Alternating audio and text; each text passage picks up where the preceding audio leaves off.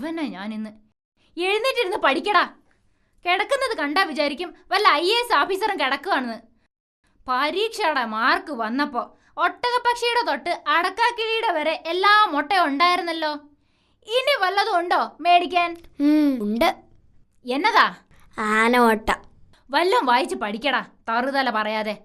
Break ചെയ്യണ്ടായിരുന്നു.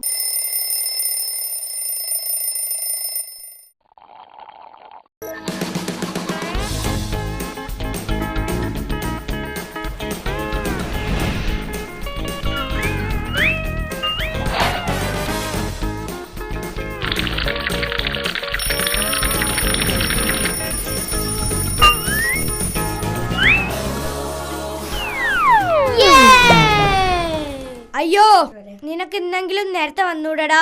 ഇന്ന് ആദ്യത്തെ period ആ തോമസ് ചാണ്ടിയുടെ ക്ലാസ്സാ. നീ എന്നെയും കൂടെ തല്ലു കൊള്ളിക്കും. നിനക്കത് പറയാം. രാത്രി 10 മണിയായിട്ട് മമ്മി എന്നെ ഉറങ്ങാൻ സമ്മതിക്കൂ.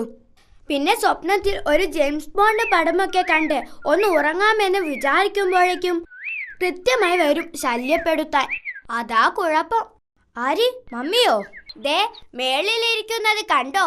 ഉറക്കം കെടുത്താനായ ഒരാള്. എല്ലാ ദിവസവും കൃത്യമായിട്ട് ഇങ്ങോട്ട് പോരും മനുഷ്യന്റെ ഉറക്കം കെടുത്താൻ.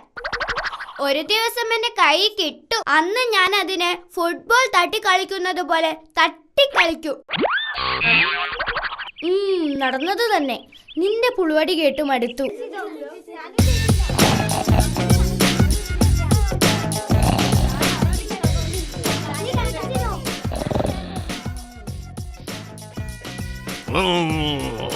അയ്യോ, പാമ്പ് കടിച്ചേ! നമ്മുടെ സാറിനെ പാമ്പ് കടിച്ചേ!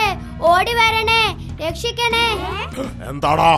എന്താ സംഭവിച്ചതാ? ഹോ സാറേ, ഞാനൊരു സ്വപ്നം കണ്ടു. സാറിന്റെ വീട്ടിലേക്കുള്ള വഴിയെ നടക്കുകയായിരുന്നു. അപ്പൊ കേശവൻ ചേട്ടന്റെ വീടില്ലേ, ആ കാലിന് വയ്യാത്ത കേശവൻ ചേട്ടൻ, ആ വളവിലുള്ള പറഞ്ഞ വിശ്വസിക്കത്തില്ല സാറേ. ഒരു 6 അടി നീളമുള്ള ഉഗ്രൻ ഒരു പാമ്പ് കേശവൻ ചേട്ടന്റെ വീടിൽ ഇറങ്ങി സാറിന്റെ പിന്നാലെ കൂടി. അന്ന് ഞായറാഴ്ചയായിരുന്നോ? അന്നാണെങ്കിൽ കേശവൻ അടിച്ച് ഫുൾ പാമ്പായി നടക്കാണെന്ന് വിചാരിക്കാം. എന്നിട്ട് നീ വ്യക്തമായി കണ്ടോടാ? കണ്ടു സാറേ. അന്നൊരു വെള്ളിയാഴ്ചയും വെളുത്ത വാവുമായിരുന്നു. ഞാനാണെ കണക്കിൽ കുറച്ച് സംശയം ചോദിക്കാമെന്നും പിന്നെ സാറിന് കുറച്ച് മാമ്പഴം കൊണ്ടുതരാമെന്നും വിചാരിച്ചു.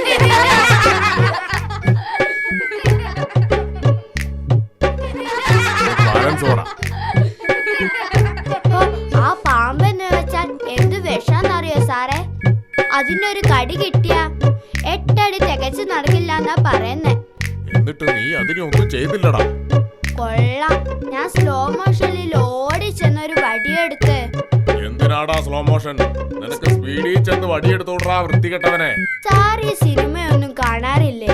അടിയും പിടിയൊക്കെ വരുമ്പോ ഇപ്പൊ ഇങ്ങനെയാ. അല്ലെങ്കിൽ തന്നെ ഇത് നാടകമൊന്നുമല്ലല്ലോ, സ്വപ്നമല്ലേ. അപ്പൊ സ്ലോ മോഷൻ ഒക്കെ മതി.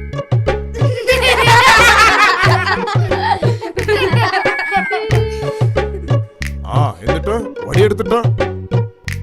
ഞാനൊരു വടി